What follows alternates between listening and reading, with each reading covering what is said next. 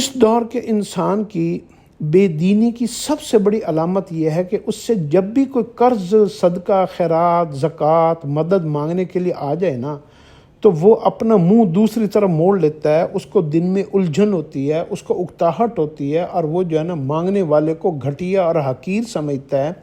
اور اکثر تو اس کی توہین بھی کر دیتے ہیں، ذلیل بھی کر دیتے ہیں۔ جبکہ سورۃ والضحیٰ میں پوری سورت کے بعد ایک تعلیم دی گئی ہے کہ جو ہے نا تم وَأَمَّا السَّائِلَ فَلَا تَنْهَرْ، تم نے مانگنے والے کو کبھی جھڑکنا نہیں ہے۔ اور عقل مند آدمی جو اس کے اسلام نے حکم یہ دیا ہے کہ قرض مانگنے والے کو، صدقہ مانگنے والے سے کبھی، یعنی مانگنے والے سے کبھی بھی انسان کو اپنے چہرہ موڑنا نہیں چاہیے، رخ موڑنا نہیں چاہیے، ورنہ اللہ رب العزت اس سے ناراض ہو جاتے ہیں۔ اور پانی کی جو ٹینکی آپ نے گھر میں دیکھی ہوتی ہے نا، کہ اللہ ہر گھر میں ایک پانی کی ٹینکی ہوتی ہے، اس میں موٹر سے پانی بھرا جاتا ہے، اور وہ ساری ٹوٹیاں اس کو خرچ کرتی ہیں، تو اللہ کے ایک غیب کا نظام ہوتا ہے کہ دوسرے دن اس ٹینکی کو دوبارہ بھر دیا جاتا ہے۔ ہم یوں سمجھتے ہیں کہ ہم نے موٹر چلائی اور پانی بھر گیا، یہ ہماری غلط فہمی ہوتی ہے۔ پانی تو زمین میں سے، اللہ کے خزانوں میں سے آتا ہے، موٹر تو اس کا ذریعہ ہے۔ اگر زمین میں سے اللہ پانی خشک کر دے تو پانی کیسے آ سکتا ہے؟